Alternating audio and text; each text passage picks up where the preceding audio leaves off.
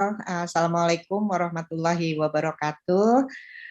Selamat pagi, salam sehat untuk kita semua. Yang saya hormati Mbak Dian, udah ketemu kesekian kalinya. Terima kasih Mbak Dian, saya sudah diundang kembali dengan PSHK. Kemudian juga di sini ada Mas Adi, ini yang WA-WA-an dengan saya ini ya. Jadi dengan Mas Adi dan yang tidak boleh saya lewatkan Mbak Titi Anggraini. Selamat pagi Mbak Titi. Oke, Apa Prof. kabar? Baik, Prof. Alhamdulillah, Prof juga sehat ya, Prof. Alhamdulillah. Dan selamat pagi untuk para peserta webinar pada ekspos penelitian yang dilakukan oleh PSHK. Sebelum saya share screen, saya ucapkan terlebih dahulu selamat ulang tahun untuk PSHK yang ke-16. Tetap semangat untuk menjalankan riset-riset dan juga membuat expose dari hasil riset tersebut. Yang ini nanti akan membesarkan ya dan menjadi acuan dari kegiatan-kegiatan riset berbagai pusat studi yang ada di Fakultas Hukum di Indonesia. Jadi sekali lagi terima kasih Mbak Dian. Saya mohon izin untuk share screen terlebih dahulu.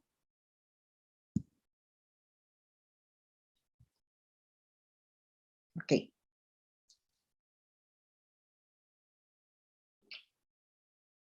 Jadi Mbak April, Mbak Dian, saya mohon izin untuk mengganti gitu ya, mengganti topik atau judul yang sudah disampaikan oleh Mas Adi. Jadi judul ini sekarang saya ganti judulnya jadi negara hukum yang demokratis di persimpangan jalan, yaitu catatan terhadap pembentukan undang-undang dan khususnya MK. Jadi saya kasih judul kayak begini aja gitu ya. Jadi kita punya prinsip negara hukum yang ada di dalam Undang-Undang Dasar 1945, pasal 1 ayat 3, tetapi bagaimana prakteknya belakangan hari ini. Nah inilah kalau kita mau pakai bahasa yang lebih halus, yaitu negara hukum yang demokratis di persimpangan jalan. Nah, namun nanti di belakang saya akan tunjukkan bagaimana Mbak Bibip itu di dalam opini yang ada di Kompas beberapa bulan yang lalu memberikan judul yang luar biasa yaitu runtuhnya pilar-pilar negara hukum. Nah, nanti kita akan lihat ya. Kita tahu bahwa ini sebagai pendahuluan tahun 2022 itu memperlihatkan berbagai kejadian, baik kejadian yang ada di dalam pembentukan undang-undang oleh DPR, kemudian juga kejadian-kejadian yang ada di MK, dan juga kejadian-kejadian yang dibuat oleh Presiden atau cabang kekuasaan eksekutif, yaitu dengan keluarnya Perpu Ciptaker. Dan ini menurut saya ini makin memperlihatkan bukan rule of law, tetapi makin memperlihatkan rule by law. Jadi saya dahului, jadi asumsinya bahwa negara hukum di persimpangan jalan, terutama pada tahun 2022, itu ditandai dengan penggantian Pak Aswanto, Hakim Konstitusi Aswanto, kemudian keluarnya Perpu Ciptaker, kemudian juga termasuk keluarnya Undang-Undang Nomor 13 Tahun 2022, di mana perbaikannya itu sangat terlihat menurut saya itu cherry picking. Jadi diperbaiki materi-materi muatan yang memang akan bisa memperkuat kehendak dari penguasa meloloskan atau mempermudah jalannya Undang-Undang Ciptaker. Nah, sebelum masuk ini, sebelum menjelaskan lebih lanjut, saya ingin mengingatkan kepada kita semua bahwa Brian Tamanaha itu di dalam bukunya On the Rule of Law pada tahun 2004 dia membagi rule of law itu menjadi dua bagian, yaitu yang finer, kemudian juga ada yang ficker. Jadi ini yang formal version. Kalau yang finer itu rule by law, yaitu law as an instrument of government action. Jadi hukum itu hanya dijadikan sebagai sebuah instrumen saja. Nah, kalau dia mulai bergerak ke arah yang fikar, di sini di tengah-tengah, ini formal legality, jadi general prospective, clear, certain. Tapi kalau dia sudah menuju pada thicker, pada yang lebih letterlock gitu ya, itu lebih tebal gitu, maka hukum itu demokrasi ditambah legality dan juga consent determines content of law. Jadi consent itu akan menentukan konten dari hukum itu. Itu dari aspek formalnya. Sedangkan dari aspek versi substantifnya, kalau yang thinner itu dia ada pada individual right, property, contract, privacy, otonomi. Sedangkan kalau menuju pada thicker, dia rights of dignity and or justice. Sedangkan kalau dia memang sudah betul-betul itu menjadi negara hukum yang benar gitu ya, maka dia social welfare, kemudian substantive equality, welfare, preservation of community. Jadi intinya adalah pada social welfare. Jadi ini sekedar mengingatkan saja. Kita nanti akan melihat pada 2022 itu, kalau dari pergerakan ini kita berada di mana gitu ya. Apakah sudah menuju pada thicker atau jangan-jangan masih thinner terus gitu, dilihat dari versi formal. Nah, setelah itu kita lihat bahwa apa yang terjadi pada tahun 2022 itu seakan-akan meneguhkan telah terjadinya apa yang disebut sebagai autocratic legalism atau legalisme autokrasi yang diperkenalkan oleh Kim Chappell pada tahun 2018. Yaitu dia mengatakan bahwa kapan seseorang itu bisa melihat bahwa mulai terjadi legalisme autokrasi legalisme itu, yaitu ketika mulai terjadi penggunaan serangan terencana dan berkesinambungan terhadap institusi-institusi yang berfungsi untuk melakukan pengawasan. Atau bahkan serangan itu juga terhadap ketentuan yang membuat penguasa itu harusnya akuntabel. Jadi serangan itu bukan hanya serangan kepada institusi, tapi juga serangan terhadap ketentuan-ketentuan yang seharusnya ketentuan itu merupakan ketentuan yang digunakan untuk meminta akuntabilitas dari penguasa. Dan kesemuanya itu dilakukan bahkan dalam kerangka mandat demokrasi. Jadi elected leaders itu dia adalah pemimpin-pemimpin yang terpilih, ya, dan dia punya mandat demokrasi. Tetapi ketika dia sudah terpilih, maka dia membuat undang-undang itu hanya untuk yang tadi, yaitu menggunakan atau untuk melakukan serangan terencana dan berkesinambungan, baik terhadap institusi maupun juga terhadap undang-undang yang sudah ada, misalkan sebelumnya, di mana undang-undang itu mengatur mengenai akuntabilitas dari penguasa. Nah, akibatnya undang-undang itu hanya digunakan sebagai alat untuk melegitimasi kepentingan penguasa. Jadi melegitimasi saja gitu ya. Dan badan legislatif itu seakan-akan hanya melayani keinginan eksekutif. Akibat apa? Akibat ketiadaan oposisi sebagai pengimbang. Jadi kita tahu semua bahwa kabinetnya di sini kabinet rasa parlementer gitu ya. Bukan kabinet dalam sistem presidensial. Karena apa? Karena ada yang namanya gabungan gitu ya. Seakan-akan para menterinya itu adalah wakil dari partai politik. Nah, ini yang tadi saya katakan, Mbak Bibi pernah menulis pada tanggal 24 November tahun 2022 dengan judul Runtuhnya Pilar-Pilar Negara Hukum. Jadi Mbak Bibi menulis di sini antara lain beliau mengatakan, beliau mengatakan begitu ada hakim yang dicopot karena putusannya tidak disukai, sesungguhnya pilar negara hukum itu runtuh. Ya.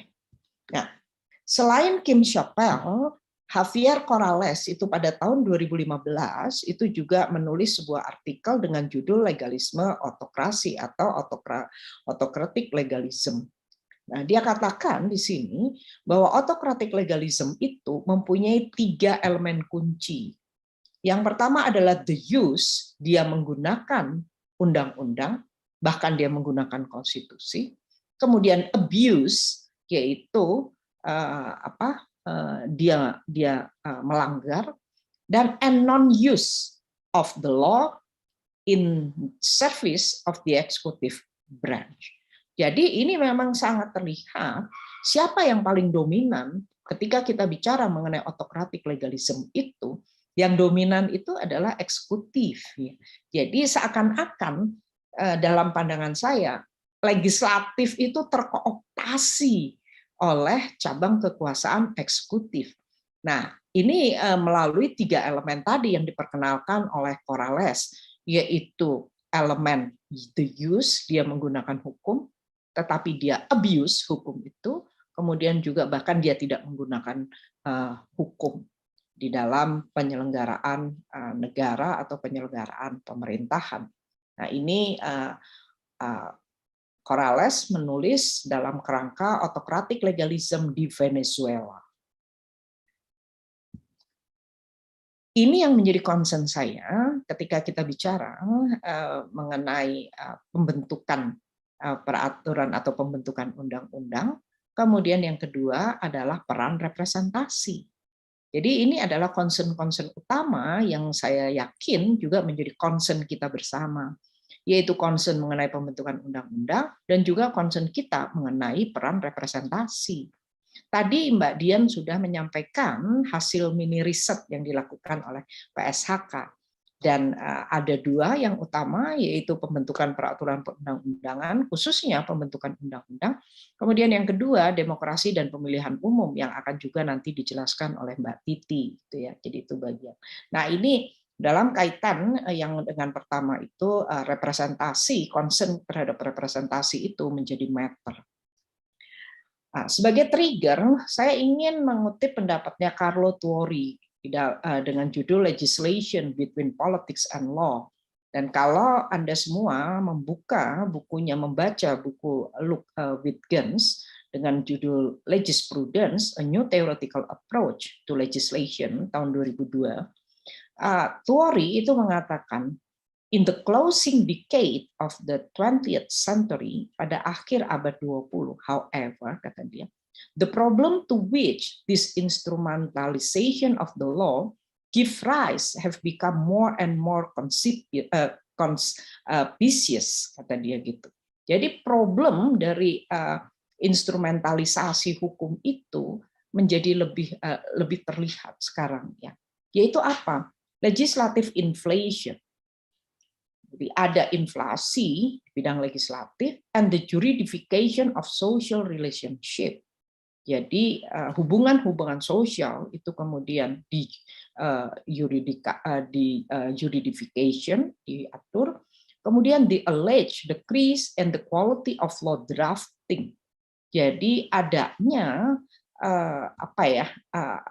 penurunan gitu ya, dugaan terhadap penurunan kualitas perancangan and consequently of legislation itself. Jadi ketika terjadi penurunan kualitas perancangan, maka akan berakibat pada penurunan kualitas undang-undang itu sendiri. Kemudian juga and the lack of legitimacy of state intervention through law. Dan juga legitimasinya dipertanyakan ketika negara itu melakukan intervensi dengan menggunakan hukum. Nah, these problems, kata dia, problem-problem ini, masalah-masalah ini, itu berkaitan tidak dengan rationality of adjudication, tidak berkaitan dengan rasionalitas dari sebuah adjudikasi, tetapi rasionalitas of legislation, tapi rationality dari sebuah undang-undang. Nah, jadi persoalan-persoalan ini bukanlah merupakan rasionalitas dari adjudikasi, tetapi rasionalitas dari sebuah undang-undang. Ini ada persoalan-persoalan representasi yang juga acap kali kita jumpai gitu ya di dalam praktek sehari-hari. Representasi itu merupakan fitur inti dari demokrasi.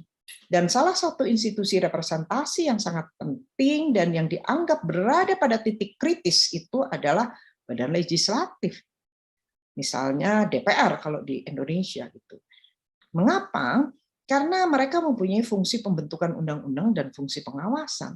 Dan oleh karena itu berkaitan dengan harapan atau expectation dari rakyat. Dan bagaimana rakyat mendapatkan apa yang mereka inginkan dari wakil mereka.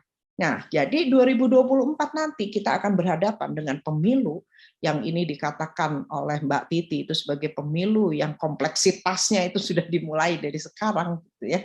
Nah, jadi kita akan melihat nanti apa sih sebetulnya ekspektasi kita sebagai rakyat terhadap wakil yang akan kita pilih.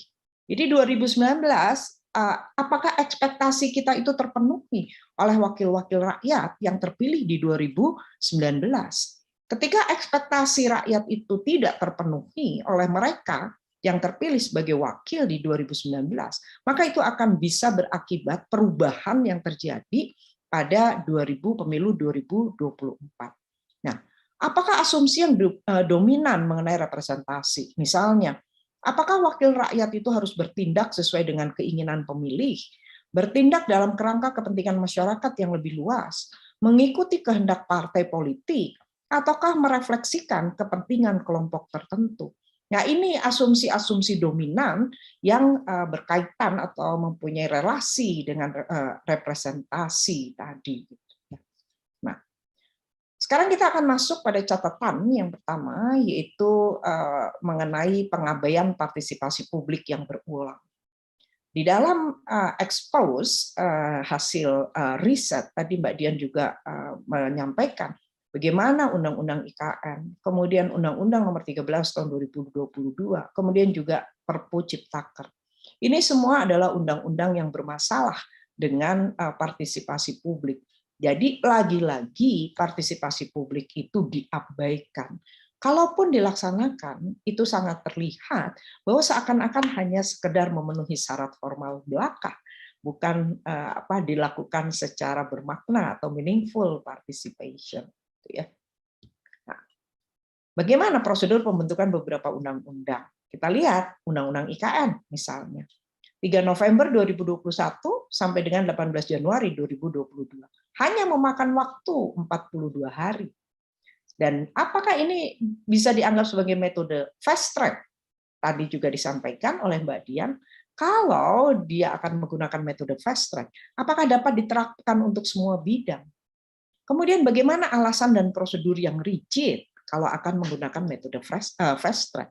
Oleh karena itu, kalau akan dilakukan perubahan terhadap Undang-Undang nomor 12 tahun 2011 itu, maka perubahan itu haruslah perubahan yang lebih komprehensif.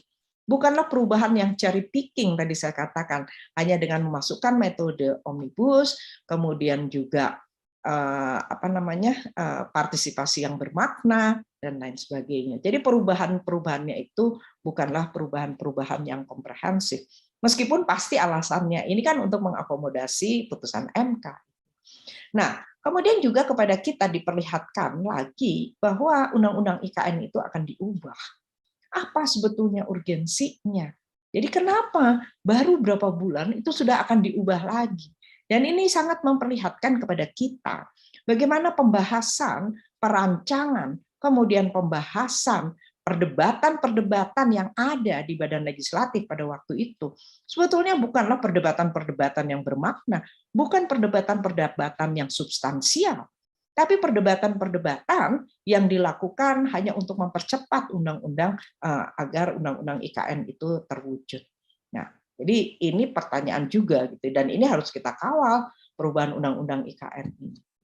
Nah, kemudian juga perubahan materi ini, kalau saya lihat di Undang-Undang Nomor 13 Tahun 2022, yaitu pasal 96 yang dikatakan akan mengakomodasi the right to be heard, the right to be considered, and the right to have an explanation.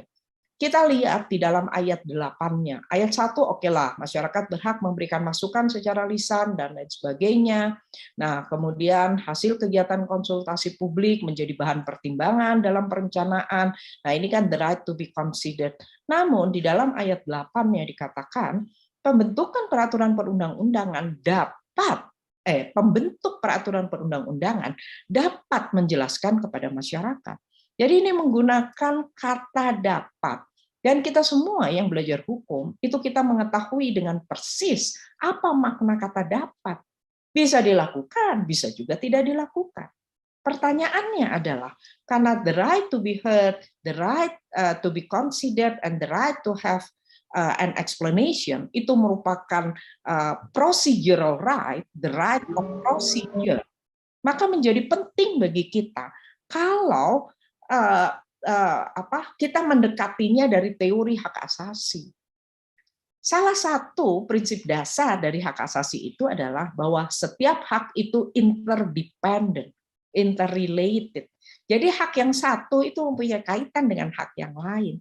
Nah, kalau hak untuk mendapatkan penjelasan itu hanya menggunakan frasa kata dapat, yang artinya itu boleh dilaksanakan dan boleh tidak dilaksanakan, maka pertanyaan kita adalah, apakah meaningful participation itu dapat terlaksana kalau menggunakan kata dapat? Maka seharusnya itu semua nggak bisa, itu diperlakukan sama. Jadi hak untuk didengar, hak untuk dipertimbangkan, hak untuk mendapatkan penjelasan, itu semua dalam kesejajaran. Jadi tidak bisa yang untuk mendapatkan penjelasan itu bisa dilakukan, bisa tidak dilakukan oleh pembentuk peraturan perundang-undangan. Kalau misalkan tidak dilakukan, apa bentuk akuntabilitas mereka? Mereka kan harus akuntabel, mereka harus bertanggung jawab terhadap materi yang mereka atur. Oke. Nah, Perpu Ciptaker, sekarang kita akan masuk pada Perpu Ciptaker, yaitu perintah MK memperbaiki prosedur berdasarkan partisipasi publik yang bermakna. Tapi kenyataannya mengeluarkan perpu yang tidak mungkin mengakomodasi partisipasi publik. Demikian juga pertanyaan mengenai tidak terpenuhinya syarat konstitutif. Jadi, dengan adanya perpu ini, pemerintah, presiden melanggar-langgar sendiri Undang-Undang Nomor 13 Tahun 2022. Juga sebagaimana disampaikan di dalam expose mini riset yang dilakukan oleh PSHK. Bagaimana mungkin Perpu Ciptaker menggunakan metode omnibus? Menurut Undang-Undang Nomor 13, penggunaan metode omnibus itu sudah harus disampaikan mulai dari perencanaan. Nah, nggak ada ceritanya perpu itu bisa direncanakan, itu nggak ada ceritanya. Karena apa? Karena syarat konstitutifnya itu adalah kegentingan yang memaksa.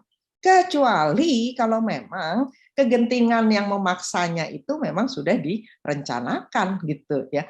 Jadi seringkali dijadikan gurauan, ini bukan kegentingan yang memaksa tetapi memaksa kegentingan.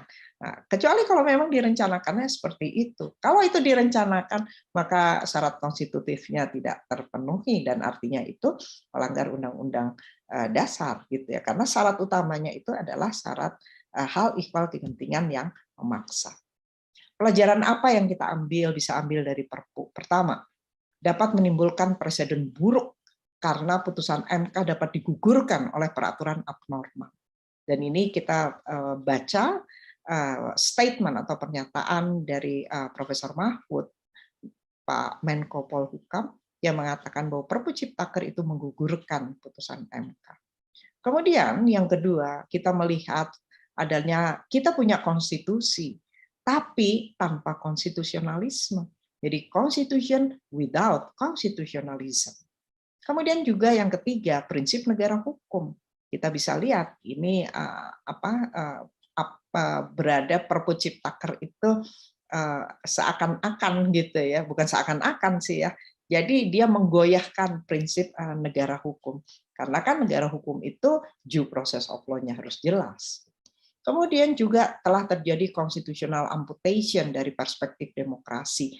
Materi yang seharusnya diatur dan dibahas oleh badan legislatif, oleh rakyat, gitu ya, oleh rakyat yang diwakili di dalam badan legislatif, tetapi itu sudah dinyatakan secara sepihak. Materi itu diatur oleh bentuk hukum yang secara sepihak itu dikeluarkan oleh presiden. Oleh karena itu, bola ada di tangan DPR sekarang. Kemudian pelajaran yang selanjutnya, yaitu perlunya penelitian mengenai legislative omission. Saya lagi baca ini apa sih sebetulnya yang dimaksudkan dengan legislative omission. Saya mengutip ini salah satu saja yang saya baca, yaitu Marian Grybowski, dia adalah Judge of the Polish Constitutional Tribunal. Judulnya ini adalah Legislative Omission in Practical Jurisprudence of the Polish Constitutional Tribunal. Dia katakan bahwa legislative omission implies a situation atau behavior of the lawmaker where despite the existing and binding legal requirement atau normative obligation, the lawmaker has not developed the required regulation or has enacted incomplete, insufficient regulation.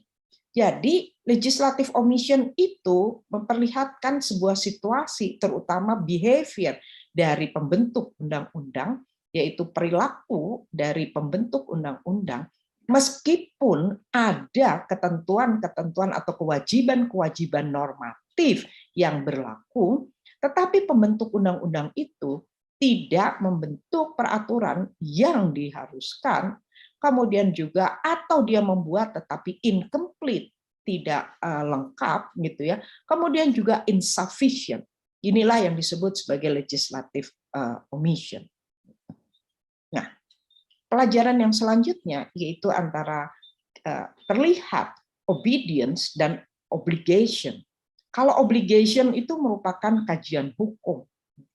Orang hukum itu selalu bicara obligation, nggak bicara obedience. Sedangkan yang bicara obedience itu adalah kajian-kajian non-hukum, misalnya sosiologi, kemudian psikologi, gitu ya. Bahkan ada kajian-kajian tentang psikologi hukum. Nah, ini menjadi apa ini? Obedience dan obligation. Perpu Ciptaker itu memperlihatkan dua karakter ini, yaitu obedience dan obligation. Apa obligation-nya? Putusan MK itu seharusnya adalah putusan yang harus dipatuhi, gitu ya. Putusan yang dia kewajiban, dia menimbulkan kewajiban untuk dipatuhi. Sedangkan obedience itu memperlihatkan sikap bahwa kepatuhan itu sampai sejauh mana. Oleh karena itu, mau tidak mau, kemudian kita akan mempertanyakan dari perspektif budaya hukum. Di dalam Konstitusi Afrika Selatan dikatakan bahwa putusan pengadilan itu, putusan perintah pengadilan itu harus dipatuhi, baik oleh orang per orang, ataupun juga oleh organ-organ negara. Jadi itu ada perintahnya di dalam Konstitusi Afrika Selatan, gitu ya.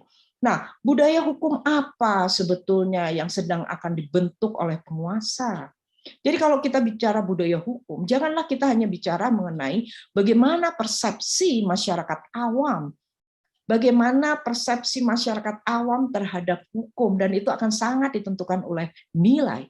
Tetapi juga kita mempertanyakan budaya hukum yang akan dibentuk atau sedang dibentuk oleh para penguasa, yaitu dalam hal ini mereka yang ada di legislatif, mereka yang ada di eksekutif, dan juga mereka yang ada di dalam judikatif. Jadi inner yang ada di dalam kekuasaan itulah mereka akan membentuk budaya hukum yang seperti apa, gitu. Nah, sekarang kita mulai masuk pada MK. Apakah, nah ini saya kutip dari mini riset PSHK, bahwa terdapat rentetan proses inkonstitusional dalam pelantikan Guntur Hamzah menjadi hakim MK oleh Presiden karena cacat dari segi proses usulan oleh DPR. Proses pengusulan Guntur Hamzah dilakukan secara tertutup yang hanya melibatkan internal DPR, sehingga hal ini jelas-jelas telah melanggar pasal 20 ayat 2 Undang-Undang MK yang mengamanatkan bahwa proses pemilihan hakim konstitusi dilakukan melalui proses seleksi yang objektif, akuntabel, transparan, dan terbuka. Oleh karena itu telah terjadi politisasi. Memang ada kecenderungan pengisian jabatan hakim di berbagai negara karena melibatkan badan-badan politik, maka akan ada kecenderungan atau ada kemungkinan terjadinya politicking.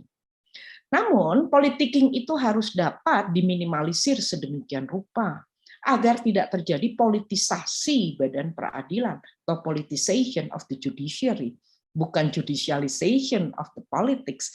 Ini disertasinya Mbak Titi bicara mengenai judicialization of politics, gitu ya. Nah, tapi yang terjadi di depan mata kita itu adalah politicization of the judiciary, dan ini sangat membahayakan. Nah, ini MK ternyata rapuh di dalam.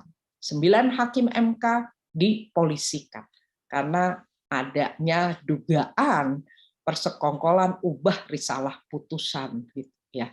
Nah, ini memperlihatkan kepada kita bahwa MK itu rapuh ternyata di dalam.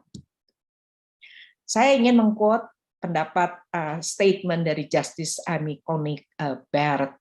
Dia itu adalah hakim agung yang terpilih pada masa Presiden Trump. Dia katakan begini di dalam Texas Law Review. If the court's opinion change with its membership, public confidence in the court as an institution might decline. Kalau hakim-hakim itu mengubah kalau putusan atau pendapat pengadilan itu berubah karena ada perubahan keanggotaan, maka kepercayaan publik itu terhadap pengadilan itu akan turun. Its member, hakim-hakim itu, anggota-anggota pengadilan, artinya hakim-hakim itu, dapat dilihat sebagai partisan rather than impartial. Dilihat sebagai partisan daripada yang impartial, tidak memihak. And case law, kata dia, dan putusan itu fueled by power. Dan putusan itu didorong oleh kekuasaan dibandingkan dengan nalar. Ya. Jadi Amy Barrett itu sudah mengingatkan. Apa yang harus dilakukan? Yang pertama, saya melihat ini baru ini saja yang terpikir oleh saya, yaitu secara eksternal. Ini nanti yang akan dibahas ini nanti bisa mendalam oleh Mbak Titi, yaitu sistem politik dan sistem pemilu yang demokratis. Termasuk juga di dalamnya pembentukan atau perubahan Undang-Undang MK dengan materi muatan yang lebih komprehensif. Kalau tadi disampaikan bagaimana Undang-Undang MK itu memberlakukan hakim yang sekarang itu sampai usia 70, maka kita dengan kasat mata kepada kita diperlihatkan bahwa undang-undang itu menggunakan asas hukum yang berlaku surut. Padahal hukum itu kan nggak boleh diberlakukan surut. Jadi itu adalah pelanggaran yang fundamental itu terhadap salah satu asas yang sangat penting yang kita kenal di hukum. Kemudian secara internal, judicial leadership ini tidak bisa disangkal lagi. Jadi kepemimpinan judicial, terutama Chief Justice, itu menjadi sangat penting untuk melakukan perubahan-perubahan yang kalau MK-nya mau menjadi MK yang bermartabat. Nah, oleh karena itu secara internal, dan perubahan internal ini bukanlah perubahan yang mudah. Justru di dalamnya itu bisa terjadi konflik antar hakim. Karena apa? Karena kita tahu gitu ya, bahwa hakim itu kan sebagai individu itu. Mereka akan punya nilai-nilai sendiri itu. Nah, oleh karena itu kepemimpinan judicial leadership itu menjadi penting. Termasuk juga desain institusi di dalamnya. Setelah 9 hakim dilaporkan, setelah terjadi protes gitu ya, protes yang sangat keras dari masyarakat mengenai perubahan putusan itu, baru kemudian meskipun dikatakan bahwa ya ini sudah lama direncanakan akan dibentuk gitu ya, tetapi kan pembentukannya itu kemudian makin dipercepat, the speed proses. Jadi pembentukan proses yang melalui proses yang dipercepat, yaitu pembentukan MK-MK. Karena kejadian 9 hakim MK ini dipolisikan. Ada pertanyaan-pertanyaan krusial dari masyarakat yang harus dijawab oleh MK. Mengapa sampai terjadi perubahan pada putusan itu? Kemudian juga secara internal, MK itu harus melakukan evaluasi mandiri. Jadi dia harus melakukan self-evaluation. Dia harus berani untuk melakukan self-evaluation. Nah, ini saya ambil dari tulisan Stefanus Hendrianto dengan judul The Rise and Fall of Historic Chief Justice, Constitutional Politics and Judicial Leadership in Indonesia. Ini tulisan yang sudah cukup lama, 7 tahun yang lalu, tapi sangat relevan kalau kita baca dengan kondisi saat ini. Dia katakan di sini, judicial leadership is the main contributing factor explaining the emergence of judicial power in Indonesia because of the court's inability to rely on the government to build the institution. Jadi kepemimpinan judicial, kepemimpinan terutama ketuanya itu adalah faktor utama yang bisa berkontribusi untuk menjelaskan kemunculan kekuasaan-kekuasaan judicial di Indonesia. Karena apa? Karena court's inability, karena ketidakmampuan pengadilan untuk percaya begitu saja terhadap pemerintah yang akan membangun institusi itu. In the case of new democracy like Indonesia, the government often creates the court for the purpose of safeguarding its own interests rather than to safeguard constitutional principle. Jadi di dalam sebuah negara demokrasi yang baru, biasanya pemerintah itu acap kali membentuk pengadilan dengan tujuan untuk menjadi safeguard, untuk pelindung kepentingan-kepentingan dari pemerintah dibandingkan dengan kepentingan untuk safeguard, untuk melindungi prinsip-prinsip konstitusi. Until the court has established a solid judicial tradition, it must be dependent on the creativity of the Chief Justice to define and shape its judicial power. Jadi kalau dia sudah settle, oke. Tapi kalau dia belum settle, maka peran dari Chief Justice itu menjadi sangat fundamental untuk membentuk terutama kekuasaan-kekuasaan judicial. Jadi artinya untuk membentuk sebuah pengadilan yang bermartabat, sebuah pengadilan yang berwibawa, maka peran Chief Justice itu menjadi sangat krusial.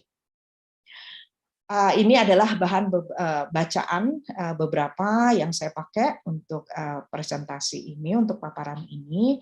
Nanti akan saya share kepada para peserta PPT ini.